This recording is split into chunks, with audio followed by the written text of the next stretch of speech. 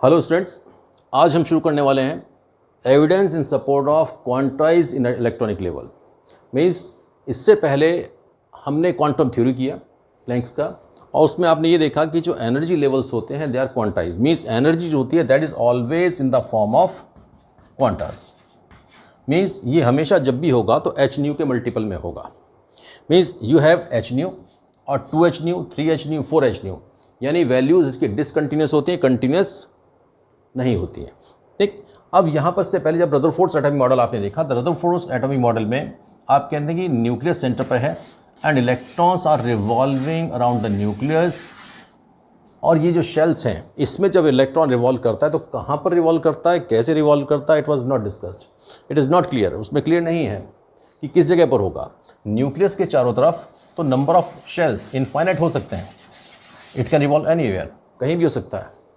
But 9th class में आपने पढ़ा होगा कि एक फिक्स शेल्स हुआ करते हैं कि it goes in K then L M and N, ऐसे आपको पढ़ाया गया होगा। फिक्स शेल्स हुआ करते हैं, means electron will be there only in this shell और दिस शेल, इनके बीच में नहीं होगा, इनके बीच में नहीं होगा, यानी कंटिन्यूस नहीं होगा इलेक्ट्रॉन।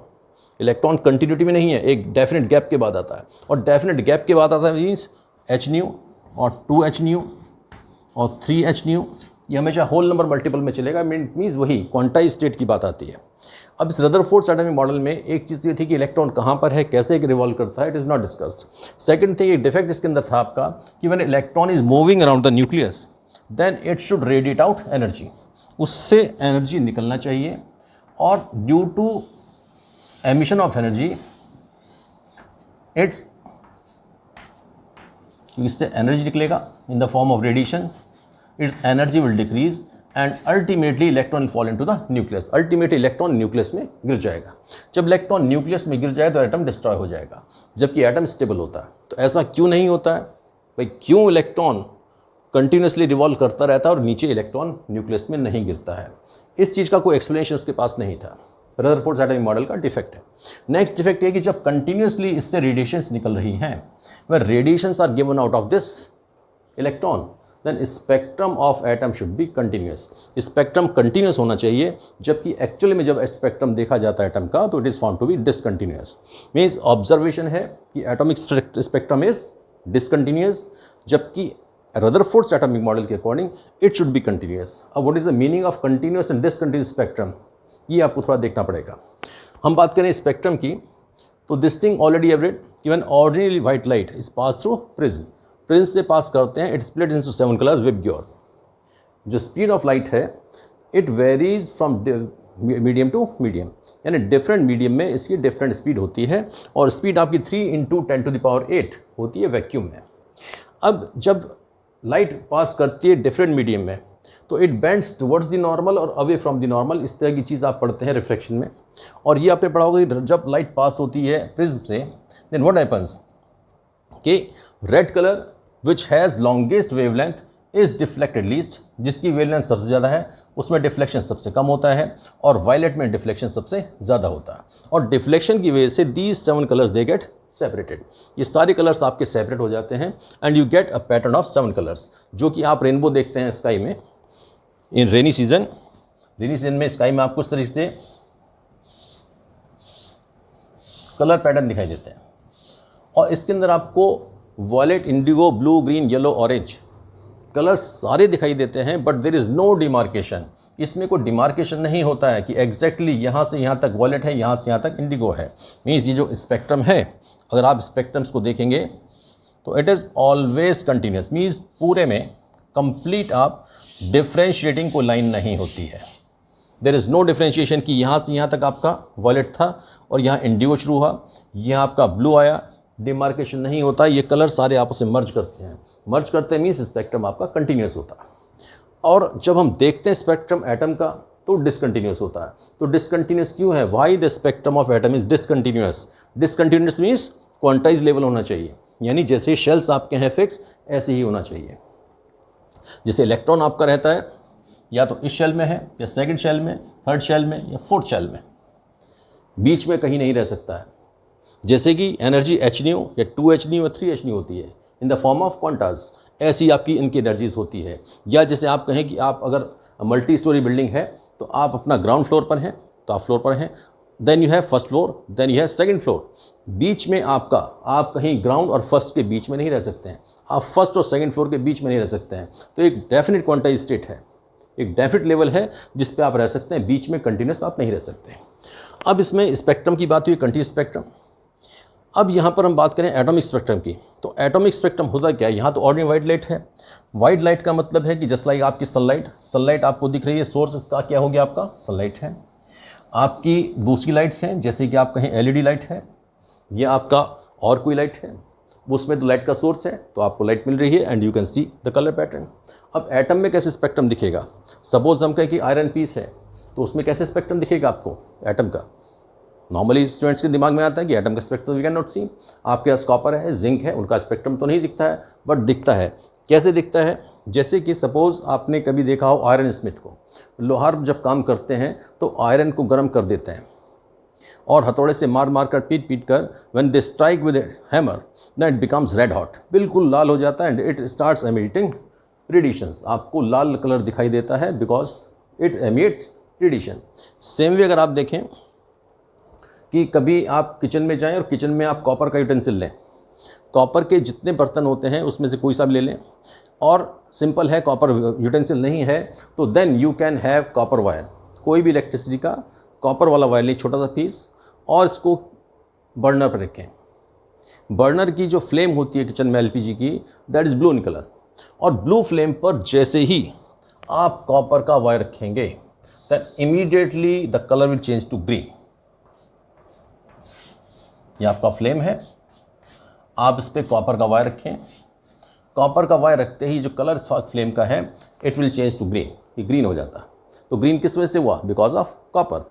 यानी कॉपर क्या होता है कि रेड, जैसे ही आप इसको गर्म करेंगे तो हीट होने पर when it becomes hot it starts radiating out energy, उससे ग्रीन कलर की लाइट निकलने लगती है। मीन्स इस एटम का जो स्पेक्ट्रम है कॉपर के एटम का, that is green in colour.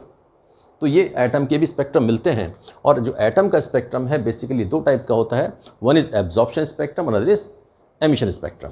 अब हम बात करें एब्जॉर्प्शन स्पेक्ट्रम की, सबसे पहले वही डिस्कशन है कि suppose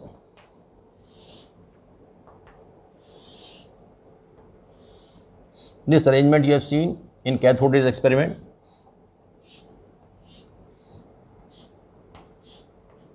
This is your anode, this is your cathode, and here you have filled hydrogen gas. अब हम हाइड्रोजन का स्पेक्ट्रम स्टडी कर रहे हैं। What happens when at low pressure, pressure low होता है, हाई वोल्टेज अप्लाई करते हैं, then cathode rays are emitted out. जब कैथोड रेज निकलती हैं, these cathode rays they collide, they strike this hydrogen atom, hydrogen atoms के साथ continuously strike करती हैं, और जब कंटिन्यूसली स्ट्राइक करती हैं तो ये आपका hydrogen atom it goes to higher state, इसकी एनर्जी बढ़ जाती है and it starts radiating out energy, इसमें से एनर्जी निकलना शुरू हो जाता है। जैसे हम कह रहे हैं कि आयरन को आप continuously you strike it with hammer, then after some time it becomes red hot, और उससे आपकी हीट और रेडिएशंस निकलनी शुरू हो जाती हैं। Same way this hydrogen will start emitting radiation. अब इन रेडिएशंस को you pass through a narrow slit so that you have a single beam, and this single beam is passed through prism. Actually it is spectroscope, but spectroscope is an instrument, it's a costly device, and it's not only a prism, but normally we represent it with prism. हम prism दिखाकर इसको represent कर देते हैं, but it's not simply a prism. अब इससे पास करने पर what happens? Again there will be diffraction and it gives spectrum. यहाँ जो आपको स्पेक्ट्रम मिलता है, and here it is seen कि bright lines of different thickness,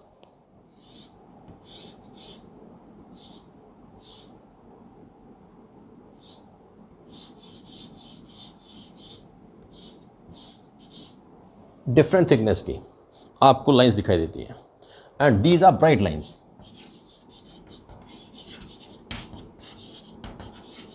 bright lines दिखती हैं।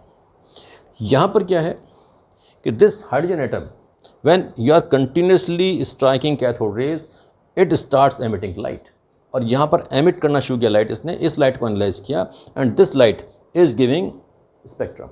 ये जो स्पेक्ट्रम है ये एमिशन स्पेक्ट्रम है। Emission spectrum means when you make a sample incandescent, जब आप उसको कर देते हैं incandescent source. Incandescent means when you heat a substance, आप उसको इतना हीट करें कि हीट करके करते करते करते it starts radiating out energy, उसमें से लाइट निकलने लगे, that source is called incandescent. जिससे आपके बल्ब होते हैं, इलेक्ट्रिक बल्ब, आप स्विच ऑन करते हैं और उससे आपका लाइट निकलना शुरू हो जाता है। या आपने आयरन है उसको हीट किया, हीट करने के बाद it starts radiating out energy, वो इनकैंडिसेंट है। तो हाइड्रोजन इज इनकैंडिसेंट। इस केस में ये जो स्पेक्ट्रम आपको मिल रहा है दैट इज एमिशन स्पेक्ट्रम। अब बात करें हम स्पेक्ट्रम जो आपका कह रहे हैं एब्जॉर्प्शन स्पेक्ट्रम। जो एटॉमिक स्ट्रक्चर स्पेक्ट्रम है that is of two type, दो तरीके से हमको मिलता है। One is emission spectrum and another is absorption spectrum. अभी हमने देखा emission, now see absorption. Absorption spectrum में क्या होता है कि when light is pass through a sample then some part of it is absorbed, some is reflected, some is refracted. अब हमने कहा कि this is a source of light, that may be a UV lamp, that may be ordinary lamp, कोई भी आपका light का source है। It is giving out light radiation. This light radiation is allowed to pass through a narrow hole, small slit, छोटा सा whole है जिससे कि सिंगल बीम आपको मिले। Then is this single beam is allowed to pass through the sample.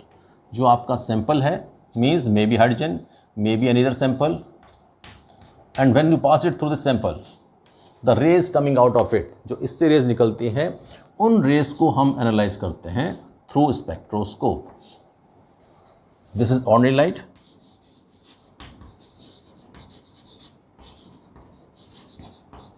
And in different type of spectroscope use different type of light. आपकी कुछ spectroscope infrared वाले होते हैं, कुछ आपके अल्ट्रावायलेट होते हैं, डिफरेंट तरह के स्पेक्ट्रोस्कोप होते हैं that you don't study here. आपको थोड़ा सा आइडिया दिया जा रहा है, बहुत ज़्यादा नहीं है। Now this is basically prism and actually it is your spectroscope. This is the sample. Suppose यहाँ पर आपने हाइड्रोजन लिया था and here is again hydrogen, there is a narrow hole and then you see, अब इससे जो light आपकी split होकर आती है on photographic film, again you see the spectrum and in this spectrum you will see कि यहाँ तो आपकी ब्राइट लाइंस थी and here you will see there are dark lines.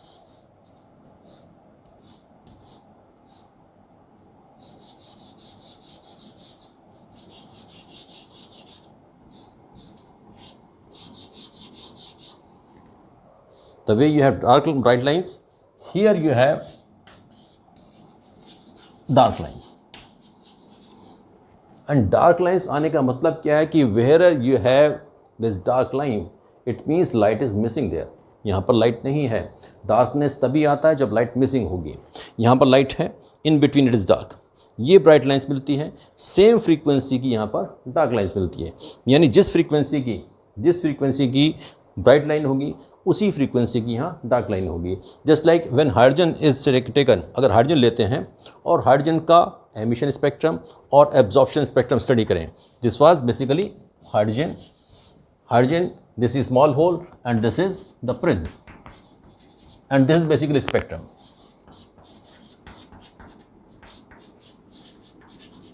And this spectrum is basically emission. इसको हम कह रहे हैं this is emission spectrum because light is emitted from this hydrogen. Initially hydrogen आपका जो होता है that is hydrogen molecule, on heating it splits into hydrogen atom और hydrogen atom से आपका ये लाइट निकलती है। अभी फर्दर कैसे निकलता है इसको भी डिस्कशन करेंगे हम। Here what happens, इस सैंपल में हाइड्रोजन है, हाइड्रोजन से आपका लाइट निकला। If you compare this spectrum, तो ये जो लाइन है they have definite frequency, इनकी अपनी definite frequency, definite wavelength होती है। हाइड्रोजन सैंपल के अंदर you can take it from anywhere, आप हाइड्रोजन लैब में बनाएं, आप नेचर से लें, आप किसी भी सोर्स से बनाएं, इसके अंदर हमेशा एक particular line 589 and 589.6 nanometer, mean suppose it is 589, it is 589.6. Same way यहाँ पर भी 589.6 पर मिलेगा. जैसे यहाँ पर ब्राइट लाइन मिलती है वैसे वहाँ पर डार्क लाइन मिलती है. मीन्स एमिशन स्पेक्ट्रम और एब्जॉर्प्शन स्पेक्ट्रम में जो लाइंस हैं उनकी फ्रीक्वेंसी सेम आती है. यानी कि जो आपका हाइड्रोजन है जितनी लाइट एमिट करता है उतनी ही लाइट एब्जॉर्ब करता है, इसके बीच में नहीं करता है. यानी हमेशा एक सिंपल होल नंबर मल्टीपल में है. आपका स्पेक्ट्रम डिसकंटिन्यूस है, ये कंटिन्यूस नहीं है. That is not continuous. Continuous क्यों नहीं है इसको एक्सप्लेन करने के लिए अगर आप थोड़ा सा ध्यान करें, आपने पढ़ा है कि that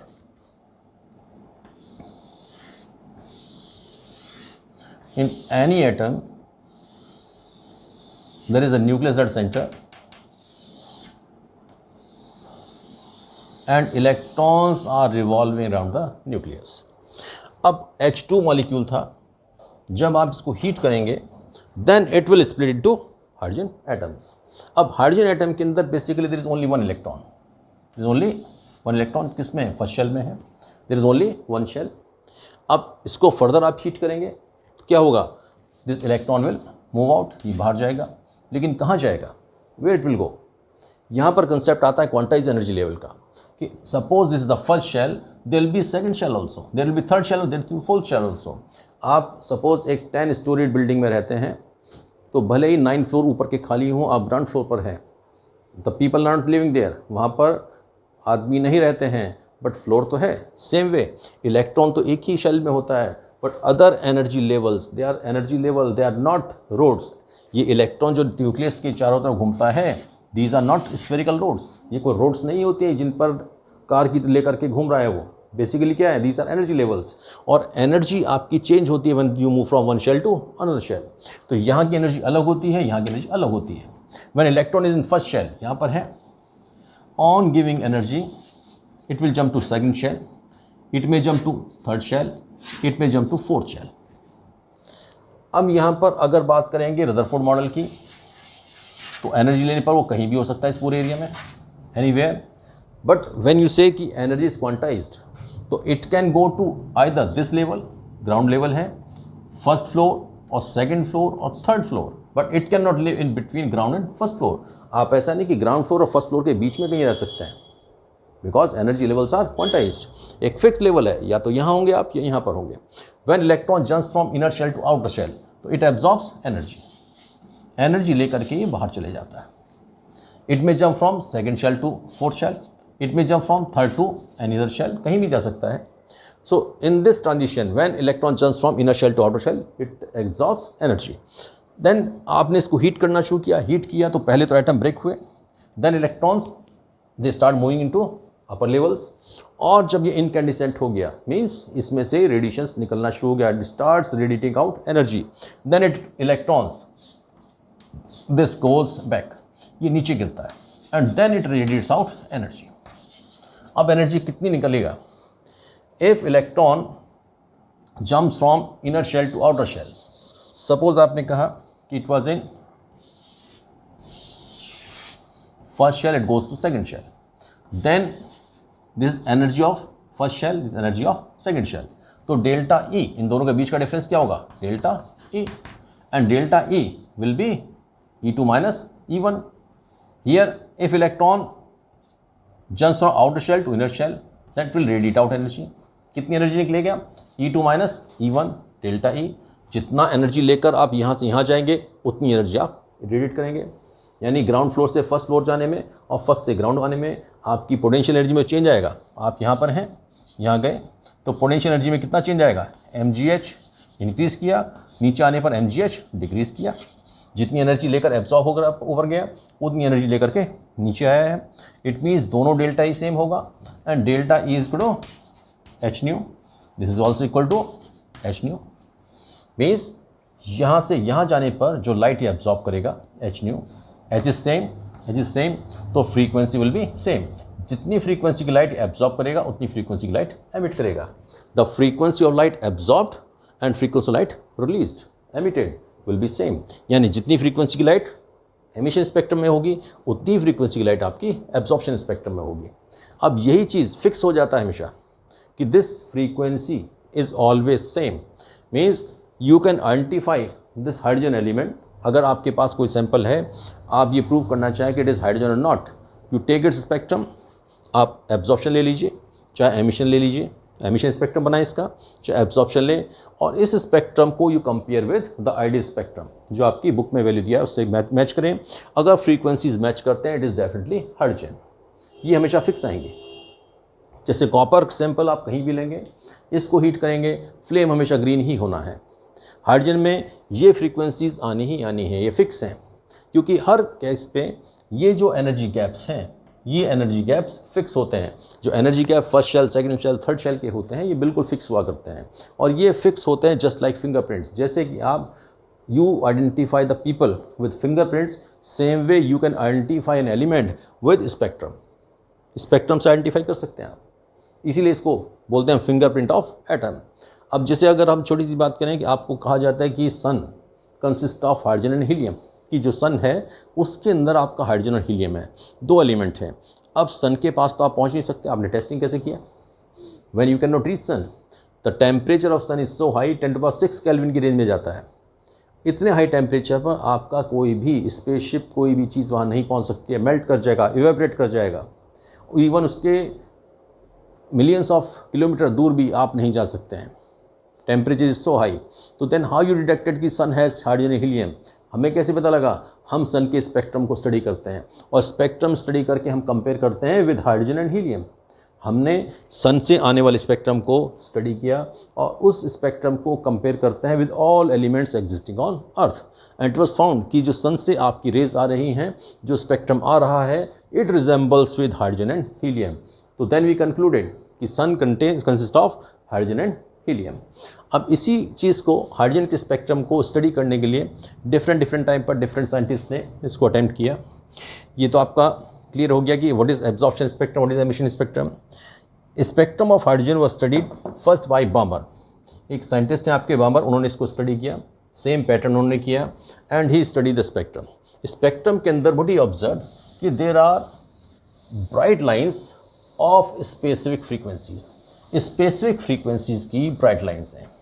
when it was studied, जिस वक्त बामर ने डिस्कस किया, जिस वक्त बामर ने स्टडी किया, बहुत अच्छे स्पेक्ट्रोस्कोप डिस्कवर नहीं थे। Means the spectroscope at that time were not of very good quality.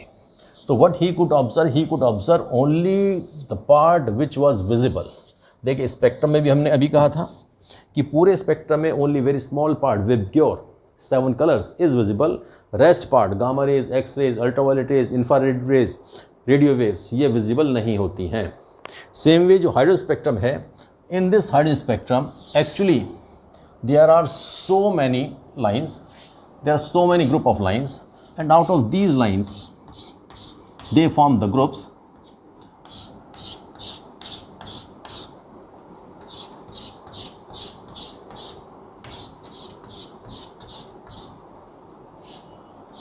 This is just like the bar code which you see on the objects. जैसे मार्केट में आप परचेज करके ले आते हैं, मॉल से आप सामान खरीदते हैं, तो this type of lines are there which are simply rate to give the rates, उसके ऊपर बार कोडिंग होती है। दिस टाइप सेम टाइप का अरेंजमेंट होता है। इसमें से what Balmer observe only this visible part, इससे कम फ्रीक्वेंसी और ज़्यादा फ्रीक्वेंसी वाले वो ऑब्जर्व नहीं कर पाए थे। This series is actually called Balmer series. Others are not discovered. Initially जब बामर ने डिस्कस किया, देन व्हाट ही ऑब्जर्व कि इन सीरीज़ के लिए if you want to calculate lambda, wavelength निकालें हमेशा, it is Rydberg constant into 1/n1 square minus 1/n2 square. R is